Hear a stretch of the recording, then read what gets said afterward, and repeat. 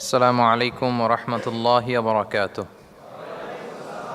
আমি যে সূরাটি থেকে আপনাদের সাথে কিছু কথা শেয়ার করব, সূরাটার নাম হচ্ছে সূরাতুল হুজুরাত। আমাদের আখলাক যাতে সুন্দর হয় এরকম 10টা কমান্ডমেন্টস আল্লাহ তাআলা ইনস্ট্রাকশন এই সূরাতে দিয়েছেন। আমরা গুনে গুনে সামনের দিকে আগাবো। 1 নম্বরে আল্লাহ তাআলা বললেন, ইয়া আইয়ুহাল্লাযীনা আমানু লা তুকদ্দিমু বাইনা ইয়াদাইল্লাহি ওয়া রাসূলিহি ওয়াত্তাকুল্লাহ ইন্নাল্লাহা সামিউন আলিম। ওহে বিশ্বাসীরা, তোমরা আল্লাহর রাসূল তোমাদেরকে যা করতে বলে এইটার চেয়ে বেশি অ্যাডভান্স হয়েও না, অতটুকুতেই থাকো, ওইটাতেই কল্যাণ, ওইটাতেই বরকত। আল্লাহ রাসূলের চাইতে বেশি বোঝা যাবে না, ওনারা যেটা বলেছেন এটাই ফাইনাল। মা কানা লিমুমিনিন ওয়ালা মুমিনাতিন ইযা কাদাল্লাহু ওয়া রাসূলুহু আমরান আইয়াকুনা লাহুমুল খিয়ারাতু মিন আমরিহিম। আল্লাহ রাসূল যদি আমাদেরকে কোনো নির্দেশনা দেয়, তখন কোনো বিশ্বাসীর জন্য এটা মানলেও চলে, না মানলেও চলে, এরকম ভাবা যাবে? আল্লাহ রাসূলের পক্ষ থেকে, আল্লাহর পক্ষ থেকে একটা আদেশ আসছে, এখন এই আদেশ আপনি মানলেও হয়, না মানলেও হয়, এরকম নাকি ব্যাপারটা? বলেন তো। বরং মানতেই হবে, বরং কি মানতেই হবে, এটা কম্পালসারি, এটা অপশনাল না। তাহলে সমাজকে শান্তিপূর্ণ করার 1 নাম্বার গাইডলাইন হচ্ছে আল্লাহ রাসূলের পক্ষ থেকে যে নির্দেশনা আসবে এটা আপনাকে কম্পালসারি টু অ্যাবাইড বাই, এটা মানতেই আপনাকে হবে। 2 নাম্বার গাইডলাইন হচ্ছে আল্লাহ তাআলা বলছেন, ইয়া আইয়ুহাল্লাযীনা আমানু লা তারফাউ আসওয়াতাকুম ফাওকা সাওতিন নাবিক ওয়া লা তাজহারু লাহু বিল কওলি কাজাহরি বা'দিকুম লিবা'দিন আন তাহবাতা আ'মালুকুম ওয়া আনতুম লা তাশউরুন। ওহে বিশ্বাসীরা, নবীর কণ্ঠের চাইতে তোমাদের কণ্ঠকে উঁচু করো না, খবরদার। যদি করো, নিজেরা নিজেদের সাথে যেভাবে কথা বলো, নবীর সাথে যদি এভাবে কথা বলো, তাহলে তোমাদের সব আমলগুলোকে বাতিল করে দিবে কে? এই আয়াত নাজিলের একটা প্রেক্ষাপট আছে। বনু তামিম গোত্রের লিডার কে হবে এটা নিয়ে ডিসকাশন হচ্ছিল। তো আবু বকর রাদিয়াল্লাহু তাআলা আনহু বললেন, আমি চাই উনি হোক লিডার।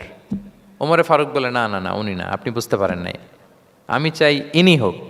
আবু বকর বলে, ওমর তুমি ঠিক বলো না, আমি বললে তুমি খুলে উল্টাটা বলো, উনি হলে ভালো হয়। ওমরে ফারুক বলে, না না না, উনি না, উনি হলে। এই যে উনি উনি করে দুইজন তর্ক বিতর্ক করতে করতে ওনাদের কণ্ঠটা রাসূল সাল্লাল্লাহু আলাইহি ওয়াসাল্লামের কণ্ঠের চাইতে একটু উঁচু হয়ে গেল, যেটা দেখতে অনেকটা অশোভন ছিল, সুন্দর দেখাচ্ছিল না। তো রাসূল সাল্লাল্লাহু আলাইহি ওয়াসাল্লাম সামনে বসা, ওনার সামনে উঁচু গলা করে কেউ কথা বলবে, এটা আল্লাহ বরদাশত করলেন না। আরশের উপর থেকে আল্লাহ তাআলা আয়াত নাজিল করলেন, লা তারফাউ আসওয়াতাকুম ফাওকা সাওতিন নবী। খবরদার, নবীর কণ্ঠের চাইতে যেন তোমাদের কণ্ঠ উঁচু হয়ে না যায়। যদি যায় তাহলে তোমাদের আমলগুলো বাতিল হয়ে যাবে। এবং নিজেরা নিজেদেরকে যেভাবে ডাকো সেভাবে ডেকো না, এরকম করলে আমল বাতিল হয়ে যাবে। তো আল্লাহ তাআলা এখানে আদব শিক্ষা দিলেন যে রাসূল সাল্লাল্লাহু আলাইহি ওয়াসাল্লামের সামনে কথা বলতে গেলে খুব ভদ্র ভাষায় কথা বলতে হবে, শালীন ভাষায় কথা বলতে হবে। মজার ব্যাপার হচ্ছে, আপনারা জানেন কিনা জানি না, যারা হজ উমরা করেছেন আপনারা দেখবেন যে রাসূল সাল্লাল্লাহু আলাইহি ওয়াসাল্লামের পবিত্র কবরের উপর এই আয়াতটা এখনও লেখা আছে যে লা তারফাউ আসওয়াতাকুম ফাওকা সাওতিন নবী। নবীর কণ্ঠের চাইতে যেন কণ্ঠ উঁচু হয়ে না যায়। এজন্য দেখবেন যে যারা রাসূল সাল্লাল্লাহু আলাইহি ওয়াসাল্লামের কবর জিয়ারত করতে যায়, ওনারা কবরের সামনে যে ধৈর্য ধারণ করতে পারে না, বুক ফেটে কান্না আসে যে আজীবন যে নবীর কথা শুনলাম, যে নবীর হাদিস শুনলাম, যে নবীকে আমি এত ভালোবাসি, যে নবী আমার জন্য সুপারিশ করবেন, যে নবী আমাকে হাউজে কাউসারের পানি দিবেন, সেই নবী এখানে শুয়ে আছে। এটা ভাবতেই মুমিন হৃদয়ে বাঁধ ভাঙা কান্নার জোয়ার আসে, হাউমাউ করে কাঁদতে ইচ্ছে করে, কিন্তু ওখানে আওয়াজ করা যায় না, কারণ ওখানে লেখা লা তারফাউ আসওয়াতাকুম ফাওকা সাওতিন নবী। নবীর দরবারে বড় গলায় আওয়াজ করে কোনো শব্দ উচ্চারণ করা যাবে না। খুব ভদ্র বিনম্র চিত্তে রাসূল সাল্লাল্লাহু আলাইহি ওয়াসাল্লামের রওজার সামনে দাঁড়িয়ে আমরা সালাম পাঠ করি। তো এই নিয়মটা শুধু যে রাসূল সাল্লাল্লাহু আলাইহি ওয়াসাল্লামের জন্যই খাস তা নয়, আমাদের আব্বা আম্মা, আমাদের শিক্ষক, মুরব্বী, আধ্যাত্মিক নেতা, ধর্মীয় গুরু, ইসলামী আন্দোলনের বড় লিডার, এরকম যে কারো সামনে বড় গলায় উঁচু গলায় আওয়াজ করে কথা বলা যাবে না, বরং সেখানে ভদ্রতা, এটিকেটস, নম্রতা, এটা বজায় রাখতে হবে। এটা বুঝতে পেরেছেন? হ্যাঁ। পাশাপাশি রাসূল সাল্লাল্লাহু আলাইহি ওয়াসাল্লাম একবার দুপুরবেলায় ওনার ঘরে শুয়েছিলেন। সূরার নাম হচ্ছে সূরাতুল হুজুরাত, মনে আছে তো আপনাদের? সূরার নাম কি? হ্যাঁ, হুজুরাত মানে হচ্ছে কম্পার্টমেন্ট বা অ্যাপার্টমেন্ট, যেখানে মানুষ থাকে আর কি। রাসূল সাল্লাল্লাহু আলাইহি ওয়াসাল্লাম এরকম 9টা হুজরাখানা ছিল। আপনার বাংলাদেশে ইমাম সাহেবের হুজরাখানা এই শব্দটার সাথে পরিচিত না সবাই?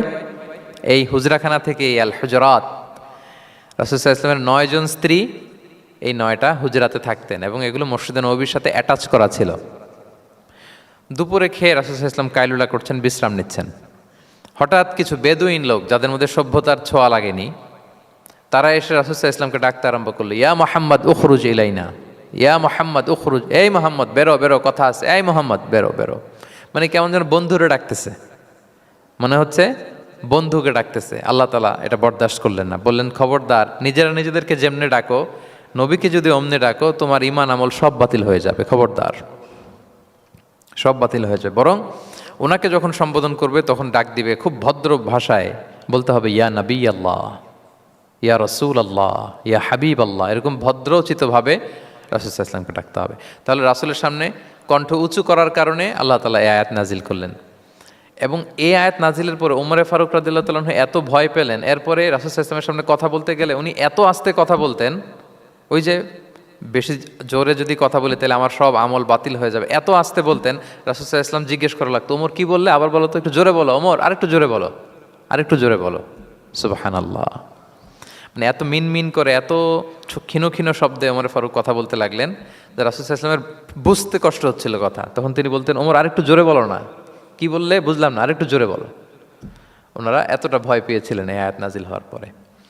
তাহলে 2 নাম্বার ইনস্ট্রাকশন হচ্ছে, মুরব্বী, শিক্ষক, উস্তাজ, ধর্মীয় গুরু, আধ্যাত্মিক নেতা, ইসলামী আন্দোলনের বড় নেতা, এরকম রেসপেক্টেড কারো সামনে উচ্চবাচ্য করে কথা বলা উচিত না। এটা আদবের খেলাফ, শিষ্টাচারের খেলাফ। আর আমরা বলেছি এই সূরাটা আমাদের শিষ্টাচার নিয়ে কথা বলে, সামাজিক রীতিনীতি, শিষ্টাচার, এটিকেটস নিয়ে কথা বলে। তাহলে এই যে 2টা ইনস্ট্রাকশন গেল। 3 নাম্বার ইনস্ট্রাকশন হচ্ছে আল্লাহ তাআলা বললেন, ইয়া আইয়ুহাল্লাযীনা আমানু, ওহে বিশ্বাসীরা, ইন জাআকুম ফাসিকুম বিনাবাইন ফাতাবায়ানু, কোনো পাপাচারী যদি কোনো নিউজ নিয়ে আসে, বিশ্বাস করার আগে নিউজটা যাচাই করে নিও। আন তুসিবু কওমান বিজাহালাতিন ফাতুসবিহু আলা মা ফাআলতুম নাদিমিন, যদি তোমরা বিশ্বাস করে ফেলো তাহলে কোনো কওমের উপর হয়তো এমন ডিসিশন নিয়ে নিতে পারো যে ডিসিশনের কারণে পরে তোমাদেরকে পস্তাতে হবে। তাহলে 3 নাম্বার ইনস্ট্রাকশন হচ্ছে, নিউজ একটা শুনলেই বিশ্বাস করা যাবে, এটাকে ভেরিফাই করতে হবে। কি করতে হবে? You have to verify and cross check the authenticity of the news. নিউজটা সঠিক কিনা আপনাকে ক্রস চেক করতে হবে, শুনলেই বিশ্বাস করা যাবে না। এটা বর্তমান সময়ের সাথে অনেক বেশি প্রাসঙ্গিক। এত হোক্স নিউজ এখন, এত এত রুমার্স, এত ফেক নিউজ সোশ্যাল মিডিয়াগুলোতে, ইভেন মেইন স্ট্রিম মিডিয়াও যা প্রচার করে সবই যে আপনি বিশ্বাস করতে পারবেন তাও না, ওইটাও একটু ক্রস চেক করে নিতে হবে। এদেরও কিছু প্রোপাগান্ডা থাকে আবার, হ্যাঁ, এরাও নিউজকে এমনভাবে অনেক সময় করে তাদের সুবিধার্থে। সো আপনার চোখ কান খোলা রেখে অনেকগুলো নিউজ একসাথে মিলিয়ে তারপরে বিশ্বাস করতে হবে। কিন্তু আমাদের সরল মনা অনেক ভাইদের যেটা হয়, ফেসবুকে একটা কিছু দেখে আমরা মনে করি যেটা সঠিক, ফলে কি করি, শেয়ার দিয়ে ফেলি। কি করি? শেয়ার দেই। আবার আপনার বন্ধুরা শেয়ার দেয়, ফলে মুহূর্তে একটা রুমর, একটা গুজব ছড়িয়ে পড়ে সমাজে, কিন্তু আদতে এটার সাথে কোনো মিলই নাই বাস্তবতার। এরকম হয় কি হয় না বলেন তো? দেখেন ইসলাম কত সুন্দর একটা নিউজকে ভেরিফাই করার জন্য আমাদেরকে নির্দেশ দিয়েছে। ফাতাবাইয়ানু মানে ক্রস চেক করো। কোনো সংবাদ আসলেই চিলে কান নিয়ে গেছে শুনলে চিলের পিছনে দৌড় দিবেন নাকি? না, আগে প্রথমে কি করবেন? একটু দেখে নিতে হবে যে আসলে কি কান নিয়ে গেল না রয়ে গেল। এই আয়াত নাজিলের একটা প্রেক্ষাপট আছে, সেটা কি? 5ম হিজরিতে বনুল মুস্তালিকের যুদ্ধে যখন আল্লাহর হাবিব সাল্লাল্লাহু আলাইহি ওয়াসাল্লাম জয়লাভ করলেন, বনুল মুস্তালিকের সবাই মুসলিম হলো। রাসূল ইসলাম তাদেরকে দিনের দাওয়াত শিখিয়ে বললেন, বছর শেষে তোমাদেরকে জাকাত পে করতে হবে, আর জাকাতের এই টাকা নেয়ার জন্য আমি একজনকে পাঠাবো বছর শেষে। তো বছর শেষে তিনি বনুল মুস্তালিকের যে লিডার হারিস ইবনে মিরারের কাছে আল ওয়ালিদ ইবনে উকবা নামে জাকাতের কালেক্টর এক সাহাবীকে তিনি পাঠালেন যে যাও তুমি যে জাকাত নিয়ে আসো। তো উনি গেলেন, উনি আসবেন শুনে বনুল মুস্তালিকের সবাই পল্লী থেকে বের হয়ে মরুভূমির মাঝখানে তলোয়ার টলোয়ার নিয়ে, ঘোড়া টোরা নিয়ে তাকে ওয়েলকামিং রিসেপশনের জন্য, রেড কার্পেট রিসেপশনের জন্য সবাই দাঁড়ায় আছে যে নবীর সাহাবী আসবে, জাকাত কালেক্ট করতে, আমরা জাকাত দিব। এখন ওই সাহাবী যখন গেলেন, সবাইকে এরকম ঘোড়া তলোয়ার এরকম সাজসজ্জা নিয়ে দাঁড়ায় থাকার কারণে উনি ভয় পেয়ে গেলেন। উনি ভাবছে আমাদের মনে হত্যা করার জন্য দাঁড়ায় আছে। উনি আর এটা ঠিকঠাক না জেনে অ্যাবাউট টার্ন ফিরে গেলেন মদিনায়, যে বলে ইয়া রাসূলুল্লাহ, বনুল মুস্তালিক তো সব মোরতাদ হয়ে গেছে, এরা তো আর মুসলিম, এরা তো আমাকে মারার জন্য সব দাঁড়ায় আছে। আসলে বলেন তো কথাটা কি সত্য না মিথ্যা? একেবারে মিথ্যা। রাসূল সাল্লাল্লাহু আলাইহি ওয়াসাল্লাম এই কথা শুনেই বিশ্বাস করলেন সরল মনে। বিশ্বাস করেই খালিদ ইবনে ওয়ালিদ রাদিয়াল্লাহু তাআলা আনহুকে বললেন, অ্যাটাক বনুল মুস্তালিক, বনুল মুস্তালিকে অভিযান পরিচালনা করো। সাথে সাথে আল্লাহ বললেন, নবী রাখেন, আস্তে অ্যাটাক করেন, একটু থামেন নবী, একটু রাখেন। আপনি যার কাছ থেকে শুনেছেন সে মিথ্যা বলেছে, অসত্য কথা বলেছে, আসলে ঘটনা এমন নয়। আজকে তার কথার উপর বেস করে আপনি যদি খালিদ ইবনে ওয়ালিদকে অভিযান পরিচালনা করতে বললেন, সে যে যদি অ্যাটাক করে কয়েকজনকে হত্যাও করে ফেলতো, এই যে রক্তপাত হতো, ব্লাডশেড, এটার দায় কিন্তু আপনি এড়াতে পারতেন, কারণ আপনি আদেশ দানকারী। আল্লাহ রাসূল সাল্লাল্লাহু আলাইহি ওয়াসাল্লামকে থামালেন, আল্লাহ তাআলা আয়াত নাজিল করে যে আপনি ক্রস চেক করেন। পরে রাসূল সাল্লাল্লাহু আলাইহি ওয়াসাল্লাম ক্রস চেক করে লোক পাঠিয়ে জানলেন যে না, এমন কিছুই নয়, তারা কেউ মোরতাদ হয় নাই, সবাই তারা মুসলিমই আছে, তারা ওয়েলকামের জন্য আসছিল, উনি ভাবছে যে ওনাকে হত্যা করার জন্য দাঁড়ায় আছে। তাহলে চিন্তা করছেন যুগে যুগে এই সমস্যা আছে না নাই বলেন? রাসূল সাল্লাল্লাহু আলাইহি ওয়াসাল্লামের জীবনীতে এই ঘটনা ঘটিয়ে আমাদের চোখে আঙ্গুল দিয়ে আল্লাহ তাআলা বুঝাতে চাইলেন যে কোনো নিউজ আসলেই এটা ভেরিফাই না করে বিশ্বাস করা যাবে না। যত মেইন স্ট্রিম মিডিয়া হোক, ওটা শুনলে আপনি আরও আপনার সোর্স থেকে আপনি একটু জানবেন, এরপরে আপনি বিশ্বাস করবেন, নাকি বিশ্বাস না করে শেয়ার দিবেন? আপনি কি জানেন যে একটা কথা শুনেই ক্রস চেক না করে অ্যাকশনে যাওয়াতে কত পরিবার ভেঙে যায়, কত সম্পর্ক ভেঙে যায়? আমাদের মধ্যে এই প্রবণতা আছে। আপনার ছেলের ব্যাপারে একজন একটা কথা বললো, সেই ছেলের মারপিট, জিজ্ঞেসও করেন না এটা। আপনার মেয়ের ব্যাপারে একজন এসে একটা বাজে কথা বলছে, এসেই আপনি মেয়ের সাথে খারাপ আচরণ। আপনার ওয়াইফের ব্যাপারে একজন বললো আর কি যে ভাই আপনি এখানে, ভাবিকে তো দেখলাম ওইখানে আরেকজনের সাথে, আপনি এসেই আপনার স্ত্রীর উপর চড়াও অথবা গায়ে হাত তুললেন। তো হতে পারে যে ওই ভদ্রলোক অন্য কোনো মহিলাকে দেখেছে যে দেখতে আপনার স্ত্রীর মতো, এরকম হতে পারে কি পারে না বলেন? তো এই যে আপনি ক্রস চেক না করে, ভেরিফাই না করে যে অ্যাকশনে গেলেন, এতে সমস্যা হবে না? সমাজে পরিবার ভাঙে, সমাজে সম্পর্ক নষ্ট হয়, কলহ বাঁধে। এই জন্য আল্লাহ তাআলা বলেন যে সোসাইটিটাকে যদি পিসফুল করতে চাও, ইযা জাআকুম ফাসিকুম বিনাবাইন ফাতাবায়ানু, নিউজ আসলেই বিশ্বাস করো না।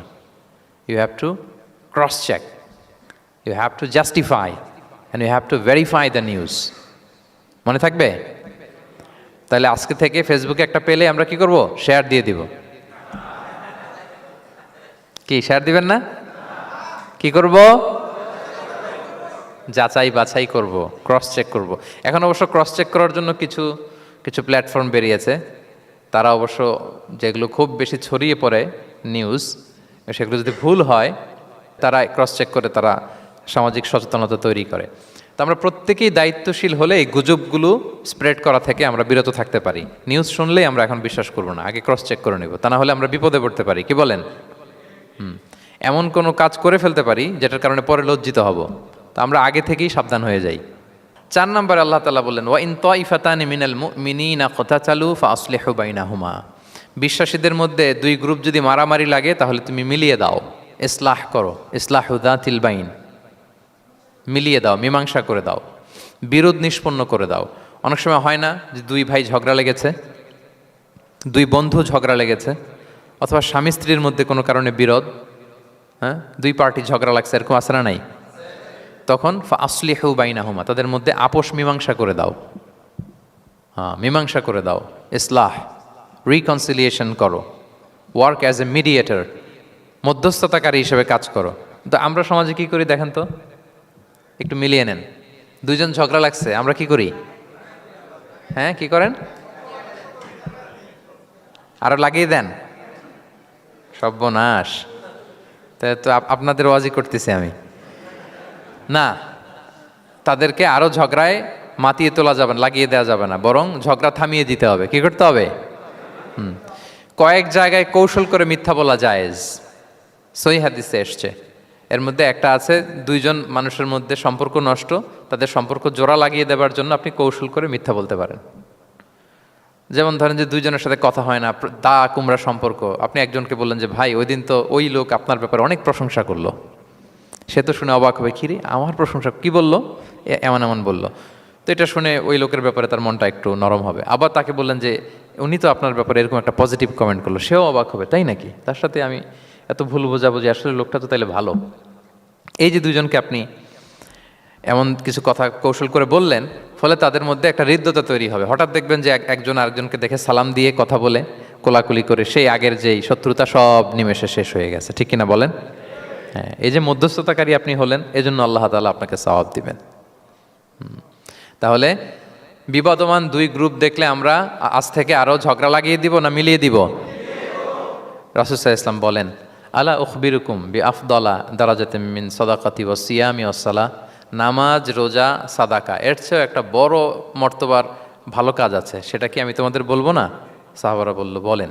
আল্লাহ রাসূল সাল্লাল্লাহু আলাইহি ওয়াসাল্লাম বললেন, সেটা হচ্ছে ইসলাহু যাতিল বাইন, দুই পক্ষকে মিলিয়ে দেয়া, বিবাদমান দুই গোষ্ঠীকে কি করা? মিলিয়ে দেয়া। এটা নামাজ, রোজা, সাদাকা, এর চেয়েও বেশি সওয়াবের কাজ। দেখেন, আমরা ইসলামটা বোঝার ক্ষেত্রে আমাদের কত ল্যাকিংস। আমরা মনে করি শুধু লম্বা দাড়ি রাখলাম, তাসবিহ একটা নিলাম, আর জিকির করতেছি দিন রাত এক করে, এরপরে নামাজ পড়তে পড়তে কপালে দাগ ফেলে, এই বোধহয় ভালো কাজ, এই সব ভালো আমিই করে ফেললাম। কিন্তু দেখেন, রাসূল ইসলাম বলেছে না, সমাজে বিবাদমান দুইটা গ্রুপকে যদি মিলিয়ে দাও, এটা নামাজ, রোজা, সাদাকার চেয়ে বেশি সওয়াব তুমি পাবে। তাহলে এখন থেকে যদি আমরা বিবাদ দেখি, কি করব? মিলিয়ে দিব। কখনো আমরা ঝগড়া আরো বাদিয়ে দিব না। আগুন যদি লাগে সেখানে পানি ঢালবো নাকি তেল ঢালবেন? কি ঢালবেন? অনেকে কি ঢালে?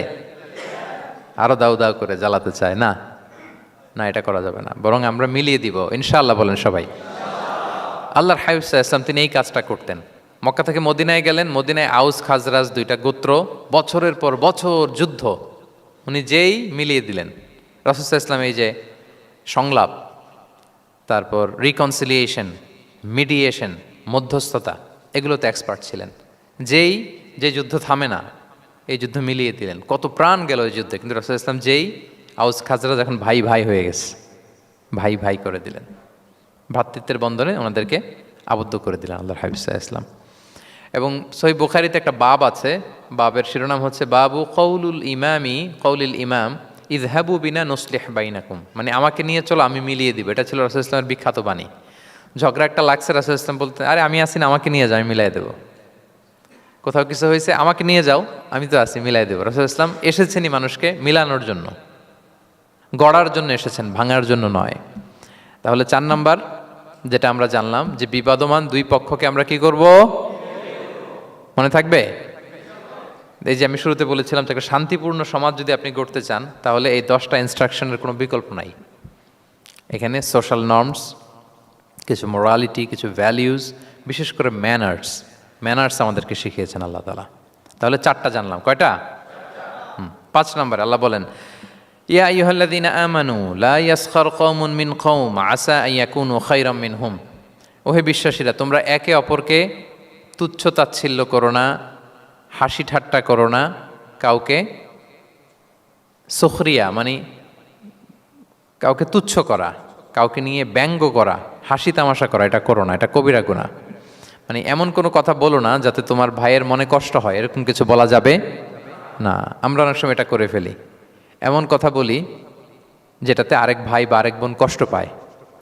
আমরা খুব সিম্পলি বলি, কিন্তু এটা কবিরা গুনাহ। এটা কি?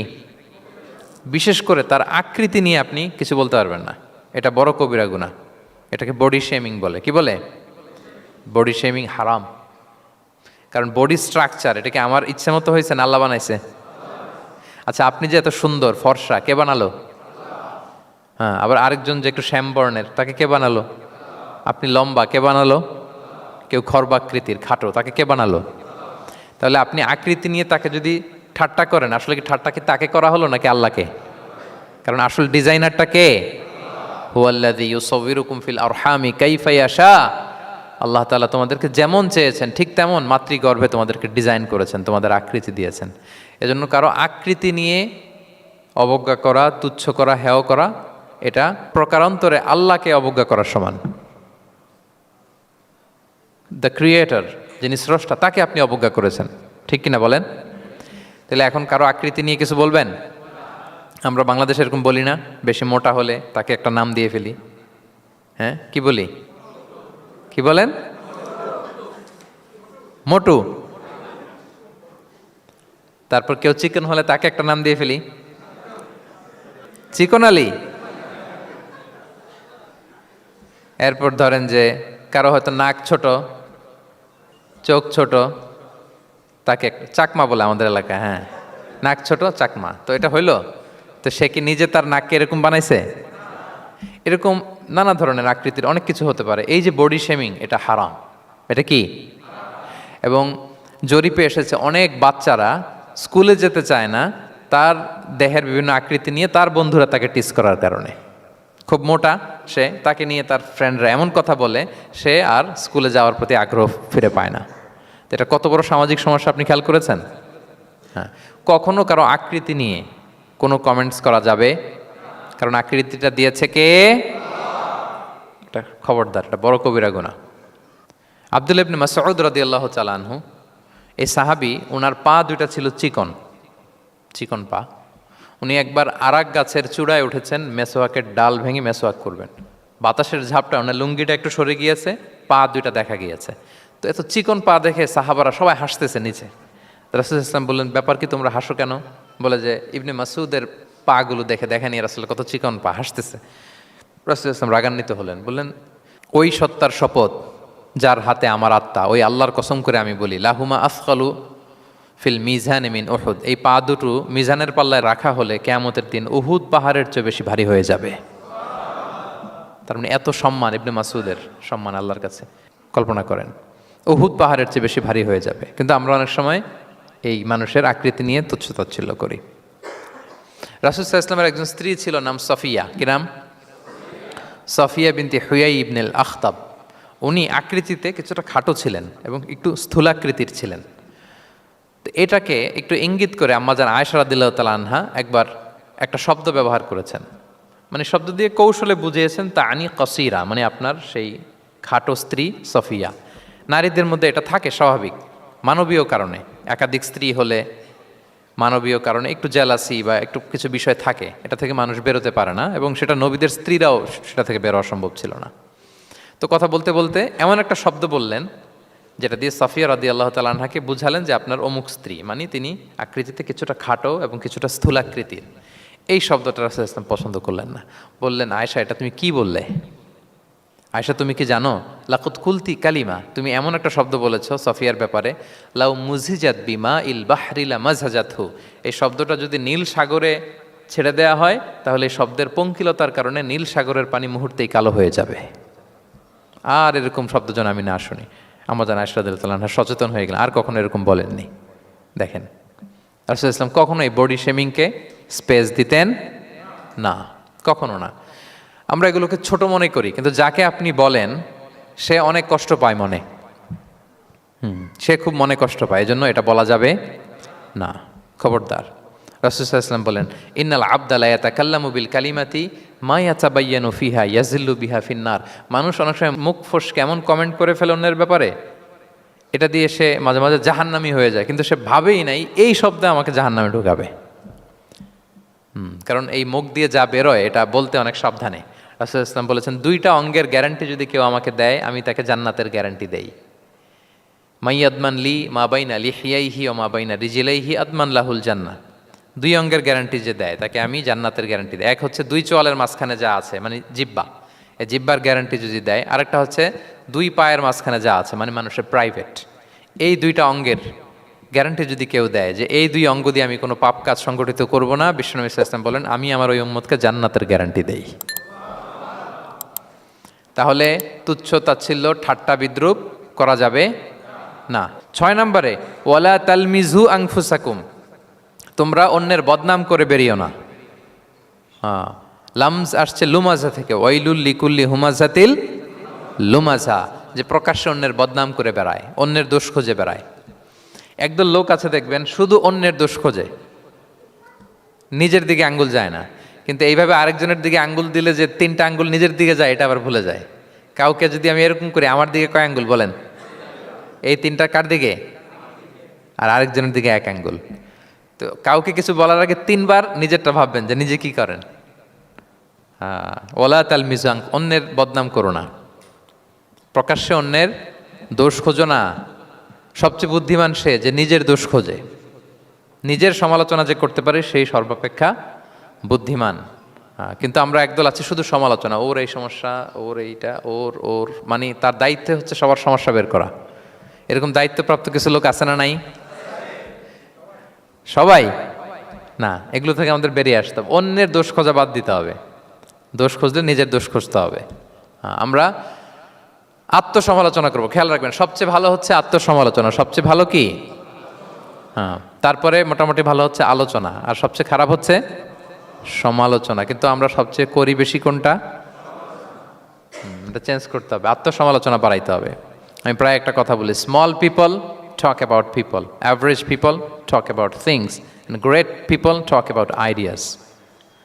ছোট মনের মানুষ যারা, এরা মানুষ নিয়ে কথা বলে, এর এই সমস্যা ওরে। মাঝারি ধরনের যারা, এরা বিভিন্ন বিষয় নিয়ে, ঘটনা নিয়ে কথা বলে। গ্রেট মাইন্ড যারা, এরা আইডিয়া নিয়ে কথা বলে, যে এই আইডিয়া ইমপ্লিমেন্ট করলে সমাজের এটা সমাধান হবে, এই আইডিয়া জেনারেট করতে পারলে এইটা কাজ হবে। তো এখন বলেন, আপনি কি ছোট মনের মানুষ হবেন না বড় মনের? অন্যের দোষ খুঁজবো আর? তাহলে কারটা খুঁজবো? ইনশাল্লাহ বলেন সবাই। কটা গেল? 7 নাম্বার, ওয়ালা তানাবাজু বিল আলকাব, কাউকে মন্দ উপনামে ডেকো না।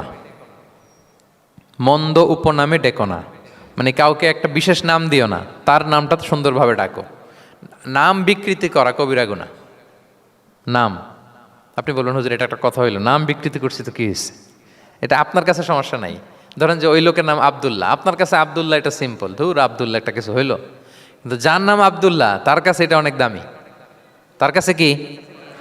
কারণ এটা তার পরিচয় বহন করে। ধরেন যে আমার নাম কি মিজান, আপনার কাছে মনে হয় আরে মিজান একটা নাম হইলো, তা আমার কাছে তো এটা অনেক গুরুত্বপূর্ণ, কারণ এটা আমার পরিচয় বহন করে। এই নামে মানুষ আমাকে ডাকে, ফলে এটা আমার খুব আদরের, আমার কাছে বড্ড যত্নের, দরদের নামটা। আপনার কাছে নাও হতে পারে। মানুষ প্রত্যেকে তার নিজের নামকে খুব পছন্দ করে। দেখবেন যে মানুষ কাগজ পেলে নিজের নামটা লেখে, সিগনেচার দেয় একটা, দেখবেন দেয়। এরপর দেখবেন যে সি বিচে ঘুরতে গেলে বালুর মধ্যে নিজের নামটা লিখে, দেখবেন লিখে। শুধু তাই না, লিখে আবার একটা লাভ আঁকে, লাভ চারদিকে আঁকে। কেন আঁকে? কারণ এই নামটা সে পছন্দ করে অনেক, এটা তার কাছে গুরুত্বপূর্ণ, আপনার কাছে নাও হতে পারে। এজন্য প্রত্যেকের নামটা তার কাছে খুব আদরের, যত্নের। তার নামটা আপনি সুন্দরভাবে বলবেন। নাম আপনি বিকৃত করতে পারবেন না। এটা কি গুনাহ? সগীরা কবিরা গুনাহ। এটা আমরা সমাজে করি, নাম বিকৃত করি না। নাম বিকৃত করা যাবে না। ওয়ালা তানাবাজু বিল আলক, মন্দ নামে ডেকো না। আমাদের সমাজে এটা আছে। দেখবেন যে বাবা মা সুন্দর নাম রেখেছে আবু বকর, ওকে ডাকে বকইরা, আছে না এরকম? তারপর নাম রেখেছে ধরেন আব্দুল কুদ্দুস, ওকে ডাকে। নাম রেখেছে আব্দুল ওয়াক্কাস, ওকে ডাকে। এই বিকৃতি আপনি করতে পারবেন? কারণ কিয়ামতের দিন আপনার নাম ধরে, আপনার বাবার নাম ধরে ডাকা হবে। তুদআউনা ইয়াউমাল কিয়ামাতি বিআসমাইকুম ওয়া আসমাই আবাইকুম। কিয়ামতের দিন তোমার নাম, তোমার বাবার নাম, যখন আপনাকে ডাকবে ফেরেশতারা, আপনার নাম এবং আপনার বাবার নাম ধরে ডাকা হবে। এজন্য রাসূল সাল্লাল্লাহু আলাইহি ওয়াসাল্লাম বলেন, ফাআহসিনু আসমাক, তোমাদের নামগুলো সুন্দর রেখো, নাহলে সেই দিন ডাকবে বল্টুর ছেলে কল্টু দাঁড়াও, তখন এই কোটি কোটি মানুষের সামনে আপনি এই নাম নিয়ে দাঁড়াবেন আর লজ্জায় পড়বেন। আর যদি বলে আব্দুর রহমানের ছেলে আব্দুল্লাহ, আসো, কত সুন্দর। নামগুলো ভালো আলেম দিয়ে ক্রস চেক করে, কনসালটেশন করে এরপরে রাখবেন। আর কাউকে মন্দ নামে কখনো ডাকা যাবে না। তার বংশের কোনো খারাপ কিছু দিয়ে তাকে ডাকা যাবে না। ধরেন একজনের বাবা ছিল চোর, কিন্তু তার সন্তান সে সৎ মানুষ হইতে পারে না। এখন বাবার কথা কি আপনি চোরের পোলা বলে ডাকতে পারবেন? আপনি ডাকবেন না, বলতে পারবেন না, কারণ সে তো ভালো। তাহলে নাম বিকৃত করা, মন্দ উপনামে ডাকা, এটা কবিরা গুনাহ। এটা আমরা কখনো করব মনে থাকবে প্রিয় ভাইরা। আচ্ছা, 8 নম্বরে আল্লাহ তাআলা বলছেন, ইয়া আইয়ুহাল্লাযীনা আমানু জিতানিবু কাসীরাম মিনায-যন, ওই বিশ্বাসীরা তোমরা ধারণা থেকে বেঁচে থাকো। ইন্না বা'দা-যন্নি ইসমুন, কিছু কিছু ধারণা আছে এটা পাপ। ধারণা, অ্যাজাম্পশন করে কথা বলা নিষেধ। ধারণার উপর বেস করে কথা বলা যাবে। অনেকে ধারণার উপর কথা বলে। বেশিরভাগ ধারণাই মিথ্যা হয়। ধারণার বেশিরভাগ কি হয়? সো আপনি ধারণা, বেসড অন ধারণা আপনি কোনো কথা বলতে পারবেন, মানে যেটাকে আমরা বাংলায় বলি আন্দাজে কথা বলা। বাংলা আমরা কি বলি? আন্দাজে আপনি কিছু বলতে পারবেন না, আপনাকে নিশ্চিত হইতে হবে। আমরা খালি চোখে যা দেখি, বাস্তবে ওই ঘটনা নাও হতে পারে ওইরকম। হোয়াট এভার উই সি, এটা রিয়েল সিনারি নাও হতে পারে, কিন্তু ভেতরে হয়তো এমন কিছু একটা আছে যেটা আমরা জানি না। এজন্য ধারণা করে কথা বলা নিষেধ ইসলামে। ওয়া ইন্না যন্না লা ইউগনি মিনাল হাক্কি শাইআ, আল্লাহ বলেন ধারণা কখনো সত্যের বিকল্প হতে পারে না। আপনাকে সত্যটা জেনে বলতে হবে, আপনি ধারণার উপর কিছু বলতে। আমরা এরকম সমাজে অনেক করি, অনেক। আপনি পাবেন, দেখবেন যে ধরেন যে আপনাকে আপনার এক বন্ধু দেখলো, রিক্সা দিয়ে যাচ্ছেন, আপনার পাশে এক নারী বসা, তো সে অনেক কিছু খারাপ ধারণা করতে পারে। এরকম হয় না সমাজে? তো এমন হতে পারে যে আপনি আপনার ছোট বোনকে নিয়ে বেরিয়েছেন, হতে পারে না? কিন্তু আপনি তো একটা ধারণা করে ফেললেন অন্য কিছু।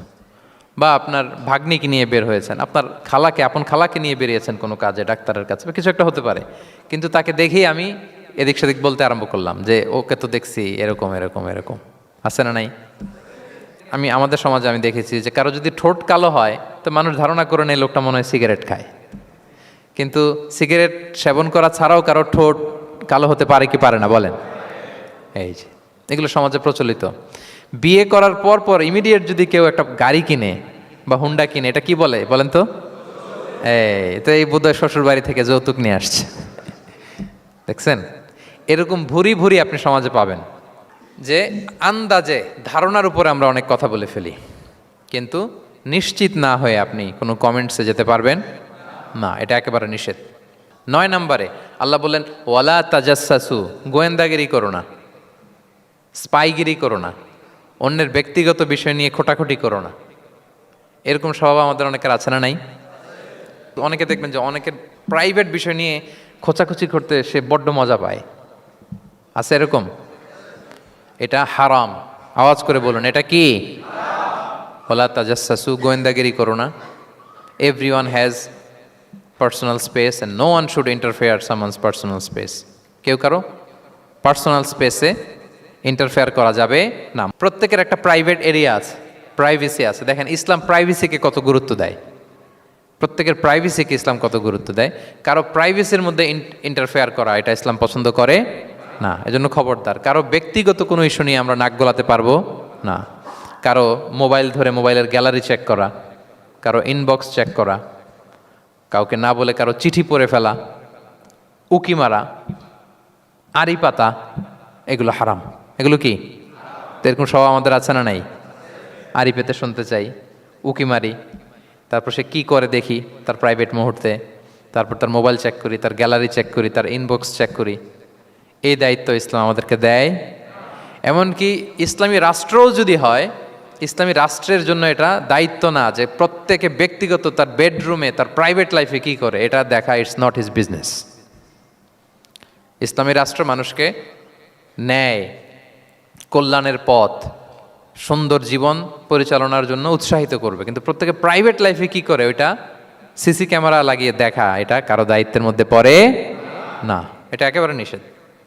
এটাকে বলে তাজাসসুস, গোয়েন্দাগিরি করা। বরং ইসলাম কি উৎসাহিত করে জানেন? অন্যের দোষ দেখলে এটাকে গোপন রাখতে উৎসাহিত করে। গোপন রাখবেন।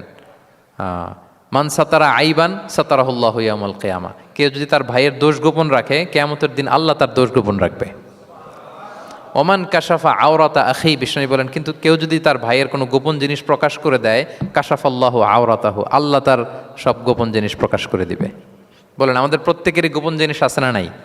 এখন আমাদের সব ভুল, সব গোপনীয়তা যদি প্রকাশ হয়ে যায় কি হবে তখন? আল্লাহ নিজে দায়িত্ব নিচ্ছে যে তুমি যদি তোমার ভাইয়ের কিছু ফাঁস করো, তোমার হাড়ি আমি হাটে ভাঙবো।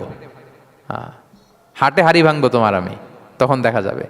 আমাদের অনেকের এই মানসিকতা আছে, অন্যের প্রাইভেট বিষয় নিয়ে কখনো আপনি নাক গলাতে পারবেন না, কারো প্রাইভেসিতে আপনি ইন্টারফেয়ার করবেন না, কারো প্রাইভেট স্পেসে আপনি ইন্টারফেয়ার করবেন না। এটা খুব বাজে একটা স্বভাব, এটা ইসলাম হারাম করে দিয়েছে। আমাদের অনেকের মধ্যে আছে খুঁটে খুঁটে, ভাই এটা কি, ওইটা কি করছেন, সরকারি চাকরি না প্রাইভেট চাকরি, বেতন কত, বয়স কত, ওইটা কত, ওইটা কত, হাবি যাবি, এটা তার, ইটস নট হিজ বিজনেস। তারপরে মানুষ খুঁচিয়ে খুঁচিয়ে। নিঃসন্তান দম্পতি আমি দেখেছি, তাদেরকে পেলে অনেকে, ভাই কি সমস্যা, কয় বছর হইল, বাচ্চা নিচ্ছেন না কেন, কবে হবে, কার সমস্যা, আপনার সমস্যা না ভাবির সমস্যা, বেটা তোর কি সমস্যা ওইটা বল। একজন নিঃসন্তান দম্পতি তারা কি স্ট্রাগলের মধ্য দিয়ে যায় আপনি জানেন? এটা তার জন্য পরীক্ষা। ওই পরীক্ষার মধ্যে আপনি খুঁচিয়ে খুঁচিয়ে, মানে সে kind of he is a gynaecologist, সে আপনার ইয়ে করতেছে, ট্রিটমেন্ট দিচ্ছে, ভাই কি হয়েছে, এইটা ওইটা। তাদেরকে বিব্রত করে একটা পরিস্থিতিতে ফেলা, এম্বারাসিং একটা সিচুয়েশনে ফেলা, এটা হারাম। এই ম্যানারগুলো ইসলাম আমাদেরকে ধরে ধরে শেখায় যে এটা তোমার বিজনেস না, তুমি খুঁচিয়ে খুঁচিয়ে মানুষের ব্যক্তিগত বিষয় যেটাতে সে বিব্রত বোধ করে এগুলো তুমি জিজ্ঞেস করতে পারো না। আল্লাহ বলেছেন খবরদার, ওলা তাজাসসাসু, ওলা তাজাসসাসু, গোয়েন্দাগিরি করো না, কারো ব্যক্তিগত বিষয় না। অনেকের এটাতে খুব ইন্টারেস্ট, কার স্ক্যান্ডাল বেরোইছে। প্রায় দেখবেন যে এরকম দেখা যায়, অমুক নেতার স্ক্যান্ডাল ফাঁস, অমুক নায়কের স্ক্যান্ডাল ফাঁস। তোমার স্ক্যান্ডাল কবে ফাঁস হবে এটা বলো? নিজের চরকায় তেল দিতে হবে। আরেকজনের কি হলো, তার কি ভুল আছে, দোষ ত্রুটি আছে, ওগুলো খুঁজে দেখার জন্য আল্লাহ আমাকে দুনিয়ায় পাঠায়। তাহলে আমরা যেন কারো প্রাইভেসি হ্যাম্পার না করি প্রিয় ভাইরা, এটা ইসলাম আমাদেরকে উৎসাহিত করে, নির্দেশনা দেয় যে আমরা কারো প্রাইভেট কোনো ইস্যু নিয়ে নাক গলাবো না, ব্যক্তিগত বিষয়ে নাক গলাবো না। কারো দোষ দেখলে এটা আমি গোপন রাখবো। কি করব? আনলেস ইউ আর এ জাজ, আপনি বিচারক, আপনার কাছে আসছে, তখন আপনি বিচার করবেন। কিন্তু এমনি এমনি আপনি জাজমেন্টাল হতে পারবেন না। You can not jump to the conclusion, একটা কিছু আন্দাজে বলে ফেলতে পারবেন না। এই দায়িত্ব আপনাকে দেয়া হয়নি। ইসলামে ব্যভিচারের মতো কোনো বিষয় দেখলেও আপনি বলতে পারবেন না। ব্যভিচার, অ্যাডাল্ট্রি, ফর্নিকেশন, জিনা, এগুলো দেখলে আপনি বলতে পারবেন না। বললে 4 জন নিয়ে বলতে হবে একসাথে। আপনি 3 জন যে যদি কাজের কাছে বলেন যে এই ছেলে আর মেয়েকে আমি অপকর্ম করতে দেখছি, কাজী 3 জনকে নিয়ে আগে 80 টাকা করে বেত মারবে পিঠে। তো করে দেখতে বলছে কে? তোমাদেরকে এই কাজ অবজার্ভ করতে বলেছে কে? কারণ 3 জন মিলে এই উইটনেস হবে না। 4 জন উইটনেস যদি থাকে তাইলে তাও আমরা দেখছি বললে হবে না, তারপরও মায়ের। আরও রলি আমি বলি, 4 জন এসে যদি বলে যে আমি একজন নারী একজন পুরুষকে ন্যাকেড অবস্থায় এই ঘরে প্রবেশ করতে দেখছি, তারপর কাজে নিয়ে এই 4 জনের আশীর্বাদ দিবে, কারণ এতেও প্রমাণিত হয় নাই। তারা হয়তো একটা জায়গায় অবস্থান করেছে কিন্তু বড় ধরনের কোনো পাপের সাথে লিপ্ত হয় নাই হয়তো। তার মানে একেবারে চাক্ষুষ, তাও নারী দিয়ে এই উইটনেস হবে না, 4 জন পুরুষ এই পাপ কাজের চাক্ষুষ সাক্ষী ছিল, এটা যদি বলে, সব কিছু যদি মিলে যায় তারপরে তাদেরকে শাস্তি দেওয়া যাবে, এর আগে সম্ভব না। এটা কোনো মানুষ কোনো পাপ কাজ এইভাবে লোকচক্ষুর সামনে কখনো করে না। তার মানে দেখেন এটা কেন এরকম শক্ত করা হলো, যাতে আপনি না বলেন, কারণ বলতে গেলে আপনি আরো মাইর খাবেন, অপবাদের শাস্তি পাবেন। হ্যাঁ, ইফকের শাস্তি। ইসলাম কিভাবে মানুষের প্রাইভেসিকে হেফাজত করে। কেউ কোনো একটা মানুষ হয়তো কখনো শয়তানের ওয়াসওয়াসায়, নফসের তাড়নায়, বন্ধুর পাল্লায় পড়ে কোনোভাবে সে পাপে জড়িয়ে পড়েছে, আপনি এটাকে ইস্যু বানাচ্ছেন। কিন্তু এমন হতে পারে ওই পাপের পরে সে এমনভাবে তওবা করেছে, এমনভাবে ফিরে এসেছে, এমনভাবে প্র্যাকটিসিং হয়েছে যে সে ভালো কাজ দিয়ে আপনাকেও ছাড়িয়ে গেছে। আপনি আটকায় যাবেন কিন্তু কিয়ামতের দিন ও আটকাবে না। এরকম হতে পারে কি পারে না? তো ওর পিছনে লাগছেন কেন আপনি? আপনি আপনার ইস্যু দেখেন, আপনি কতটা প্র্যাকটিসিং হতে পেরেছেন, আপনি কতটা শুদ্ধাচার আনতে পেরেছেন আপনার জীবনে, সেটা দেখতে হবে। এজন্য খবরদার, ওয়ালা তাজাসসাসু, গোয়েন্দাগিরি করো না, কারো প্রাইভেট বিষয় নিয়ে নাক গলাতে যেও না। সুবহানাল্লাহ, হোয়াট এ রিলিজিয়ান! কত সুন্দর আমাদের ধর্ম, হাউ লাকি উই আর! আমরা কত ভাগ্যবান যে আল্লাহ তাআলা এই ধর্ম আমাদেরকে দিয়েছেন, এমন বিধান আমাদের জন্য প্রেসক্রাইব করেছেন যেগুলো মানলে আমাদের সমাজটা একটা জান্নাতের বাগান হয়ে যাবে। তাহলে 9 নম্বর ছিল ওয়ালা তাজাসসাসু, গোয়েন্দাগিরি করুন। আজকে থেকে করবেন? কারো মোবাইল ধরবেন, আর গ্যালারি দেখবেন, কারে কি মেসেজ করছিল পড়তে যাবেন, গোপনে তার ড্রয়ার খুলে তার চিঠি পড়বেন, আড়ি পাতবেন, উকি মারবেন, কারো গোপন বিষয় নিয়ে ইন্টারেস্ট দেখাবেন? কথা বলেন না, দেখাবেন? এগুলো নিয়ে কোনো ইন্টারেস্ট আমরা দেখাতে পারবো না। গোয়েন্দাগিরি আমাদেরকে বাদ দিতে হবে। আল্লাহ আমাদেরকে বোঝার তৌফিক দান করুক। কয়টা গেল? আর একটা, লাস্ট নাম্বার। আল্লাহ বলেন, সর্বশেষ আল্লাহ বলেন, ওয়ালা ইয়াগতাব বা'দুকুম বা'দা, একে অপরের পরনিন্দা চগলখুরি করো না। ইয়াগতাব মানে গীবা, গীবত করো না। আইয়ুহিব্বু আহাদুকুম আন ইয়াকুলা লাহমা আখিহি মাইতান ফাকারিহতুম, তোমরা কি চাও যে তোমরা তোমাদের মৃত ভাইয়ের গোশত ভক্ষণ করবে? মানে যে ব্যক্তি গীবত করে সে যেন তার মৃত মরা ভাইয়ের পচা গোশত খায়। গীবত করা, গীবত কাকে বলে? রাসূল সাল্লাল্লাহু আলাইহি ওয়াসাল্লাম বলেন, গীবত হচ্ছে যিকরুকা আখাকা বিমা ইয়াকরাহু, তোমার ভাইয়ের অনুপস্থিতিতে তোমার ভাই সম্পর্কে এমন কিছু বলা যেটা শুনলে সে অপছন্দ করে, এমন কিছু বলা যেটা শোনা সে পছন্দ করে না। তো এক সাহাবী বলেন, ইয়া রাসূলুল্লাহ আফারাআইতা ইন কানা ফি মা আকুল, হে আল্লাহর রাসূল, আমার ভাইয়ের মধ্যে যদি আসলেই সেই সমস্যাটা থাকে তাইলেও কি গীবত হবে? রাসূল সাল্লাল্লাহু আলাইহি ওয়াসাল্লাম বললেন, আরে তাইলেই তো গীবত হবে। ওই দোষ যদি থাকে, ওটা তার অনুপস্থিতি যদি বলে বেরো, তাইলেই তো গীবত হবে। আর ওই দোষ যদি না থাকে তাহলে তো অপবাদ হবে, এটা তো আরো বড় গুনাহ। ওটা তো বহতান। তাহলে এই গীবা ইংরেজিতে বলে ব্যাক বাইটিং, ইংরেজিতে কি বলে? এই ব্যাক বাইটিং, চগলখুরি বা পরনিন্দা, আরবিতে বলে গীবাত। এই গীবত আমরা করব না। কারো কিছু বলা থাকলে আপনি তাকে সরাসরি নাসিহাত করুন। আর দিন ওয়ান নাসিহা, দিন হচ্ছে উপদেশ দেয়া, শুভকামনা করা, তার প্রতি শুভকামনা করে আপনি তাকে বুঝান, সে হয়তো বুঝবে। কিন্তু আপনি তার অনুপস্থিতিতে তার নামে বাজে কথা, মন্দ কথা বলতে পারবেন, এটা অনেক বড় পাপ।